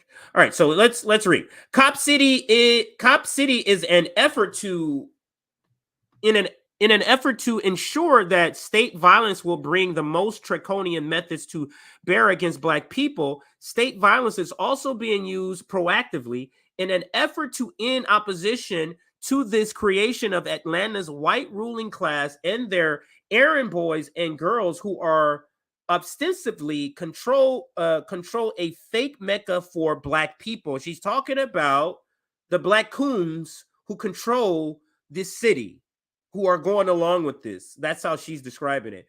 Quote, the politicians don't care about the people. They don't work for the people. They work for corporations, the developers, and the police. The Atlanta City Council ignored the largest mass mobilization ever because the corporate-funded Atlanta Police Foundation controls them. That's a quote from Kamal Franklin. Atlanta, Georgia is no Mecca. The idea that it is good for Black people, the good for Black people city, is a lie. Atlanta is little more than a glorified plantation where powerful white people give directions to the Black people they choose to be overseers. The power of the latter group is severely limited, of course. They can always be counted on to act on behalf of the white power structure they serve. Remember, it was Keisha Bottoms who was the mayor. Now it's somebody else, some other coon who's the mayor. No one should be shocked that members of the Atlanta City Council listen to hours of impassioned testimony from their constituents opposing what they call a public safety training center, yet still vote to approve an initial $31 million expenditure by a vote. Sorry, had a thing pop up. By a vote of 11-4, the center is commonly and more accurately known as Cop City, and thousands of people have mobilized to keep it from being built. In the days before the vote, the degree of official perfidy was revealed with the public was revealed when the public were informed that the estimated cost of the center was more than double what they were told. The cost to the city is 67 million and not 30 million, and not the 30 million figure that had been stated ever since the project was announced. So now, I'll pause here. So now Cop City is no longer 30 million, 31 million. It is now 67 million. And that's stated by that PSL member in the first video I played in the Outcry section. There's one trauma hospital. But the city has $67 million to give for this training center. The PSL member also mentioned about the schools needing improvement, but we have $67 million for this police urban warfare training center. Just truly absurd. Let's continue with the article. The state of Georgia and their Atlanta lackey spun into action after the budgetary fraud was exposed and arrested 3 organizers of the Atlanta Solidarity Fund, a bail fund used to support protesters who have been arrested. The city and state have mobilized brute force, killing one protester, Manuel Tehran, with 57 bullet wounds and charging others with terrorism. Before the bail fund arrest, 3 other organizers were charged with felony intimidations of officers when they shared already public information which identified the killer cop, the killer police. Now, pause here. Where is the Democrats? Where are the National Democrats on this? Where's the where's the Congressional Black Caucus on this? Where's Stacey Abrams on this? Remember Stacey Abrams, who had a problem with black male voters in Atlanta? She's silent on this. Maybe this is why you didn't have the support you needed from black male voters.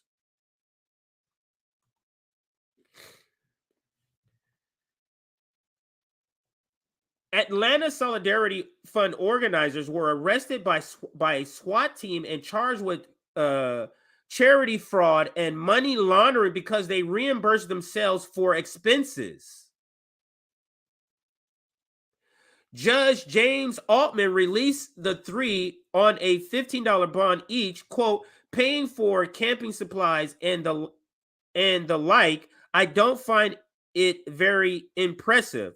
There's not a lot of meat on the bones of the allegations that thousands of dollars are going to fund illegal activities. This is the judge.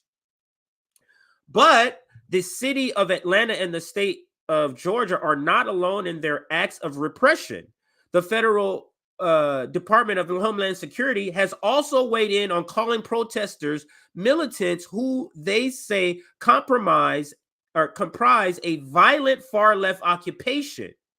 When the DHS report was made public, online access was suddenly removed. This is so clear what's happening here, and they're just trying to do it regardless of the pushback. Cop City would be more than a police training center. The 85-acre site would be a mock city used to train police in crowd control methods. It would be a militarized policing center, training law enforcement from around the country. So not just peace police in Atlanta. Cop City is a response to the 2020 protests, which sprang up across the country after the police killing of George Floyd and the protests in Atlanta, which took place after the killing of Rashad Brooks. So this is them saying, hey, we saw what could happen. This could get out of hand where we could actually lose against the people. So we need to create this training center so we can beef up our tactics on repression.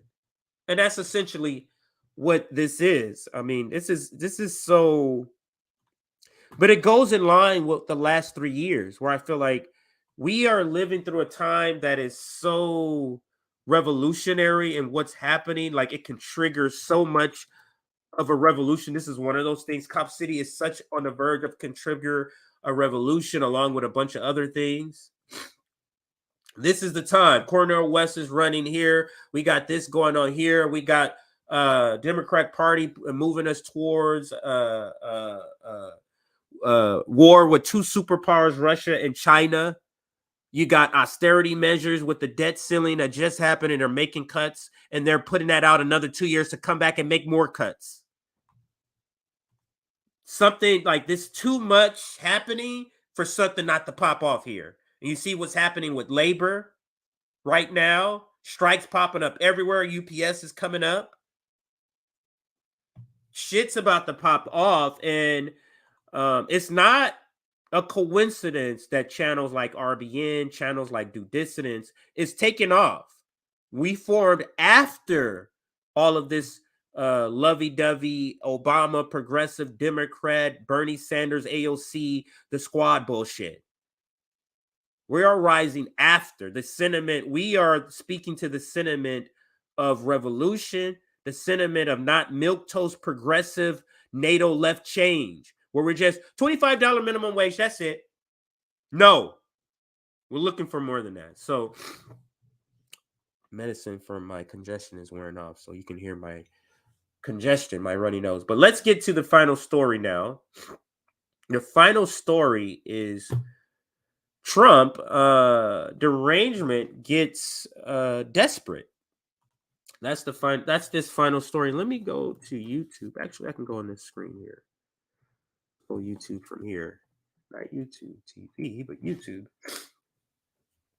There's a couple of videos I want to show on the topic of Trump derangement, because ever since that poll, I think it was a Washington Post, ABC News poll, maybe.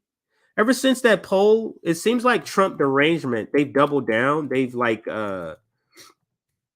they've turned up the heat on their Trump derangement. But this, to me, desperation. All right. Sorry. Trump derangement gets, I said desperation. Gets desperate. That's all I should say. And I'm going to start with a couple of videos, and we're just basically analyzing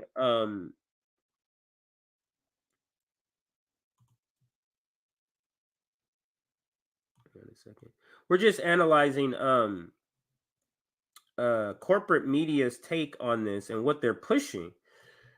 And I just can't believe the person that they're pushing.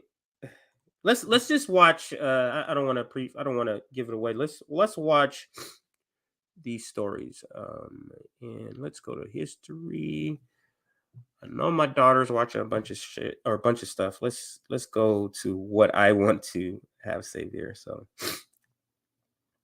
and this one is last. This one is okay. This is the last one. Okay, so let's start with Morning Joe. Let's listen to Morning Joe, and this actually is funny. Meanwhile, some new faces in the race to challenge Donald Trump. Former New Jersey Governor Chris Christie officially is running for president. The Republican made the announcement last night during a town hall in New Hampshire. In his speech, Governor Christie described the state of American politics and blasted Donald Trump. A lonely, self-consumed, self-serving mirror hog is not a leader. The person I am talking about, who is obsessed with the mirror, who never admits a mistake, who never admits a fault, and who always finds someone else and something else to blame for whatever goes wrong, but finds every reason to take credit for anything that goes right is Donald Trump. It's not amusing anymore. It's not entertaining anymore. It is the last throes of a bitter, angry man who wants power back for himself, not for you. So, Joe, Chris Christie representing the voice of the exhausted Republican, perhaps, saying it's not funny anymore. It's not fun anymore. It's time to move on, and trying to give some of those voters a place to go. Big focus on New Hampshire for him. He thinks that's the place where he can do best. Didn't do great there, it should be pointed out, in 2016 when he ran and soon after dropped out and endorsed Donald Trump. But what's your take on Chris Christie in the race now?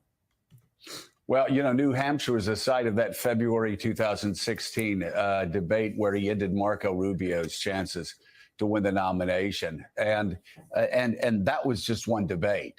And that was his focus in that one debate. You do get the sense that Chris Christie's mission, it may be to win the Republican nomination and be president of the United States, but like Sherman going through Georgia to the sea and his march to the sea, you get a sense here that Chris Christie's march to victory is straight through Donald Trump, and it is political annihilation. That's his goal, total war.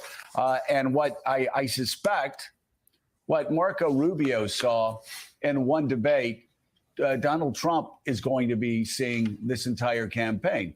Does that move the needle? I don't know. But I was thinking yesterday, Elizabeth, Chris Christie, a former prosecutor. This is a guy that can actually take the case not only about Donald Trump's failings as a president and a politician and a person straight to the voters, but also. So Chris Christie is literally being inserted, and you'll hear this segment and a couple of other segments talk about it in these terms. He is literally being sent out to be the guy to talk about Trump in this way, so they can bring up footage for their segments and see Chris Christie, he's polling at less than 1%. Chris Christie is polling at less than 1%. And then think about another thing. He's a regular panelist on the show this week with George Stephanopoulos. He just goes from that, literally was just on the show. I saw him on there a couple of weeks ago. And they brought up, because he hadn't announced yet. He just go from that to here. Now he's running. And he just go back when he drops out, goes back to that. Seamlessly, without changing his perspectives on the show. And nobody finds that as an issue. But let's continue with more of what they say. This is so a clear push that they want Chris Christie in here just specifically for this. There's no chance that he's going to win. He's literally polling less than 1%. But also the federal indictment that is coming. It seems Chris Christie's lined up perfectly to be the one taking it to the voters going, no.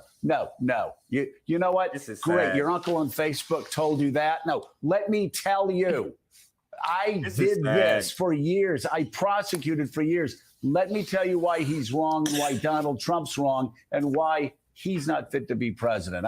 Maybe Christie's able to carry that message in a way that's stronger than anybody did in 16. Maybe, but everyone's going to ask, where have you been the last number of years? Thank And you. you were endorsing Donald Trump, supporting him, talking about becoming his chief of staff. It's a complete U-turn, and it's going to be hard for some voters to take. I mean, yes, he's appealing to that dwindling number of Republicans who are fed up with Donald Trump and need someone else. But again, it's going to be Trump will eviscerate him. And it's going to be annihilate him. So we shall see. He's interesting to watch. So this lady, that's why I wanted to play this particular part. This lady comes in and says, this is pretty much nonsense. Trump is going to eviscerate this guy.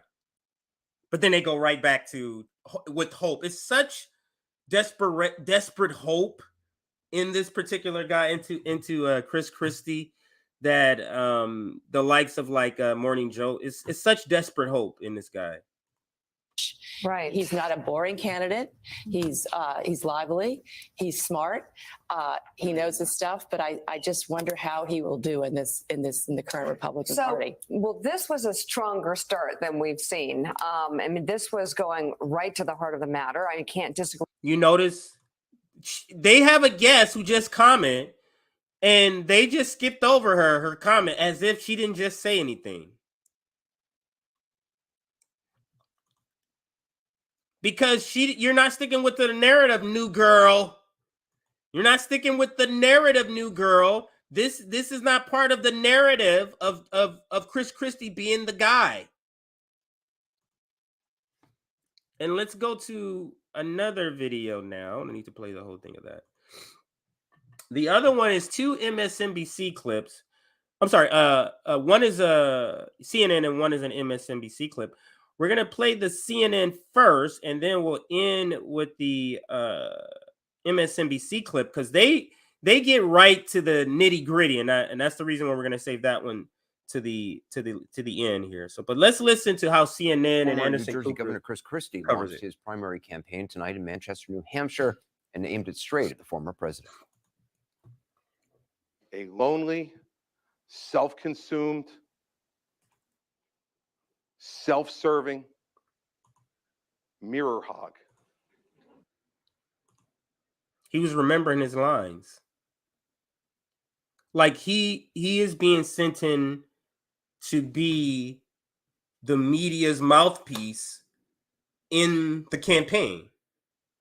He's literally going to be talking about Donald Trump in the way that the media wants him to talk, a candidate to talk about Donald Trump. I should say a Republican candidate to talk about Donald Trump so they can go to that person. It's amazing to me how all these people get all this attention on the Republican side, but they don't do this for Marianne Williamson, and I don't even like her. Marianne Williamson is polling better than Chris Christie. They didn't cover her like this. So let's listen some more to this. Is not a leader. Well, let me be clear, in case I have not been already. The person I am talking about, who is obsessed with the mirror, who never admits a mistake, who never admits a fault, and who always finds someone else and something else to blame for whatever goes wrong, but finds every reason to take credit for anything that goes right, is Donald Trump. And if we don't have that conversation with you, we don't deserve to ask for your vote. We don't deserve the mantle of leadership. We don't deserve to have you think of us as people worthy of leadership. As former Governor Christie tonight, he has famously had a bumpy history with the former president. He was sharply critical during the 2016 primaries, then dropped out, re-entered the fold as a born-again Trump supporter, then broke with him again after January 6th. Here's a sampling of some of the tough words he's had for the former president in the 2016 race and the run-up to tonight. He gets criticized. He can't take it. He sits in his jammies in Trump Tower and phones in. I'm happy to take any observations he has, even if he can only do them in 140 characters or less. When you say that it is patriotic to suspend the Constitution if you believe the election's being stolen from you, that person is disqualified, in my view, from being president of the United States again. We keep losing and losing and losing. And the fact of the matter is, the reason we're losing is because Donald Trump has put himself before everybody else. So the guy who's getting 1% wants to lecture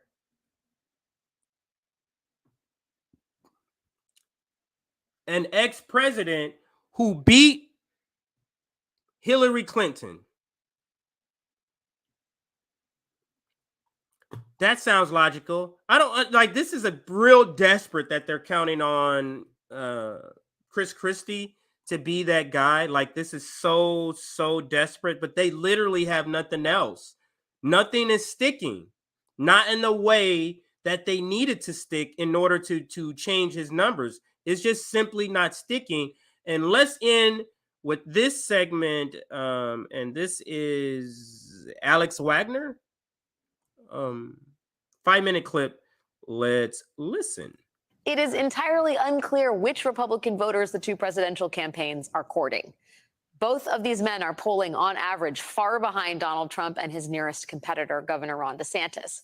Mike Pence is polling at just under 4%, Chris Christie at just 1%. Joining me now are Mark Leibovich, staff writer at The Atlantic, and Steve Kornacki, MSNBC national correspondent in a jacket. Thank you both for being here. Steve, let me first start with you. What is reasonably, emphasis on the word reasonably, the best case scenario for Chris Christie here? I think for Chris Christie, it's some form in his mind of redemption, because back in 2016, if you remember, he had that takedown moment of Marco Rubio in the debate just before the New Hampshire primary. It had the effect of basically sealing New Hampshire for Trump. Then Christie drops out, endorses Trump, and is really aligned with Trump then through the Trump presidency. And the way things end with the Trump presidency, first of all, Christie never quite got out of that presidency what he wanted. He was consistently blocked. I think Jared Kushner had a lot to do with that. And then it ends with Trump denying the 2020 election results. It ends with January 6th.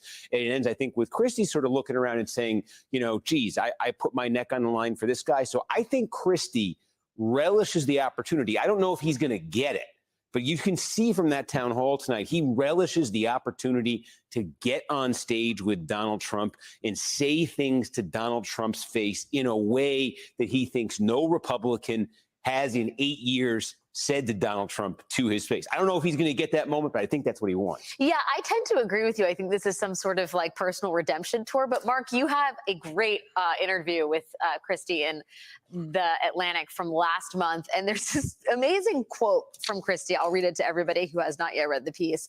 "I'm not going to dwell on this, Mark," Christie said. "You guys drive me crazy. All you want to do is talk about Trump. I'm sorry. I don't think he's the only topic to talk about in politics. And I'm not going to waste my hour with you this morning," which is a joy and a gift, "on just continuing talking, asking, and answering the Donald Trump question from 18 different angles."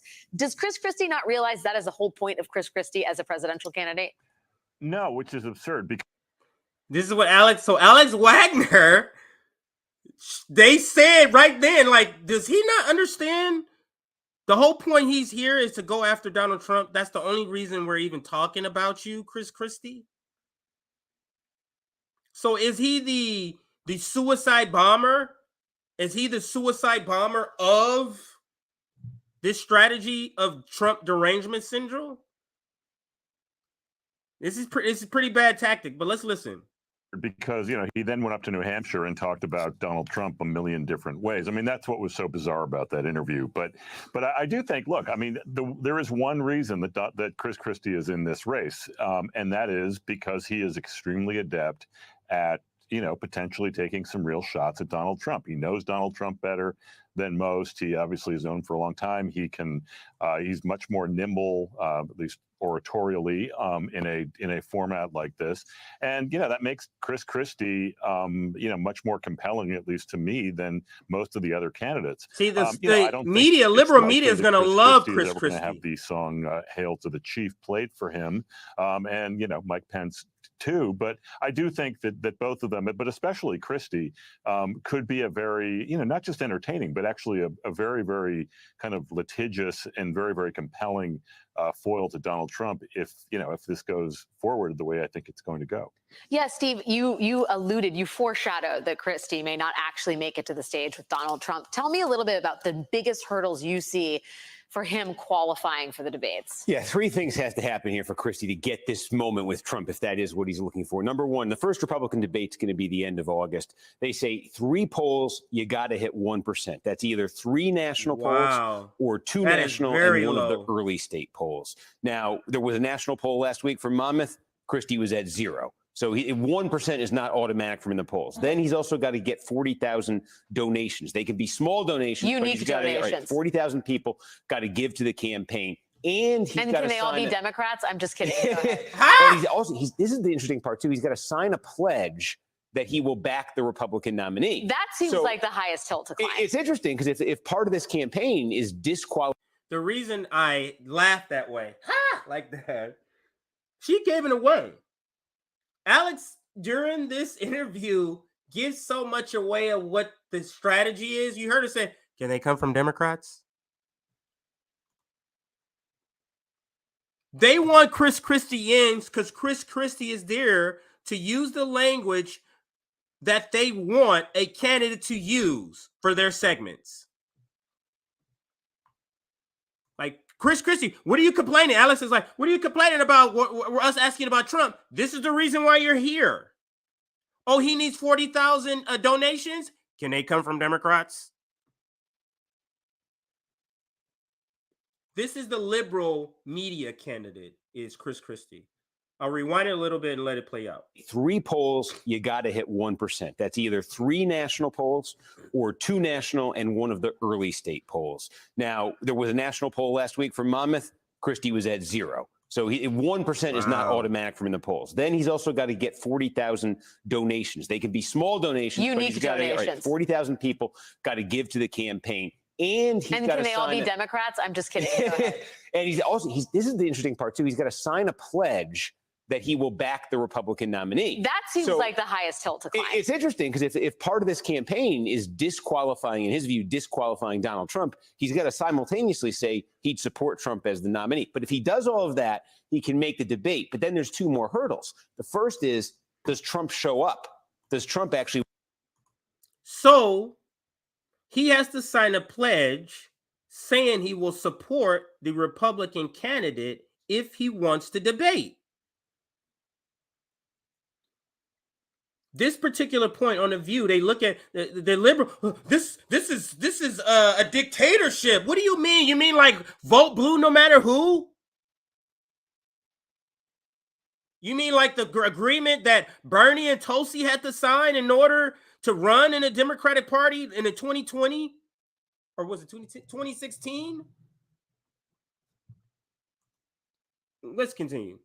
Actually, because Trump is sending out signals he may not even debate. And then if Trump shows up, if enough Republicans meet the criteria, because we're seeing more and more get in, they may have 2 divisions here, and they may have 2 nights. And so Christie could qualify, Trump could participate, and maybe they're just not on the same night, and he still doesn't get the chance. So there's a lot that he has to have go his way. There are a lot of hills to climb. Funny.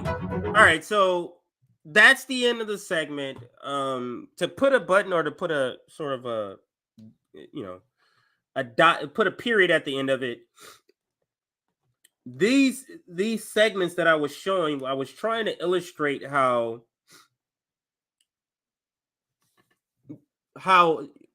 you can see that they understand that they're here to not report news, but to persuade you. Because there would be no reason they would be talking about Chris Christie in the way that he is if it's news, because he is literally polling at the very bottom, the very last person. This is about convincing you of something. So we got to find a way to get Chris Christie on the stage because he's agreed to go in and be this sort of suicide bomber for the liberal media in this GOP sort of primary. So that's my take. We'll end it there. Let me read this super chat before I get out of here. And this one, this is I'll read the Rumble rants first. It's got one Rumble rant here. And this one says, this is from Stetro Spotlight supporter, $5. Thank you for the Rumble rant. Jimmy Dore and Force the Vote was way ahead of the curve. And like I said, that's a Rumble rant. Thank you for that Rumble rant. Now on YouTube, this one, thank you, CJ, for all you and RBN do. $10. Thank you, Terry, for that super chat. Another super chat, $2. Super Seamster Sewing Show. I remember you. Great show and information, CJ. Thanks, Bakersfield. And we already showed this, Abiding 71. Thank you for that super sticker. And I think that's all. I'm going to head out of here now, pick up some more medicine. I'm almost done with my sickness. What's up, Rick? How you been, man? And then this one here, Christie will never bring home the bacon. He's a Homer Simpson. I do have an eye doctor appointment for those who are seeing me have to squint. I finally got an optometry appointment in a couple of weeks, so getting my eyes checking out. Been listening the whole time, moving the yard all day. Yeah, if you can't watch us, just put us on and just listen. So thanks for doing that, Rick. All right, so I think we're gonna leave it there. We're not gonna have an outro video because I gotta skate away right away. I gotta leave right away. So thanks for watching again, and hit that like button on your way out. Streams like this that cover the Cop City, they don't always get the most views, but they are some of the more important streams. So you hitting that like button for these types of streams are a lot more significant. So hit that like button, and we do appreciate it. Don't forget, Cornell West will be on the RBN Network on Sabby's channel. I think it's tomorrow's interview. I think so. Make sure you look out for that. Other than that, thank you for watching.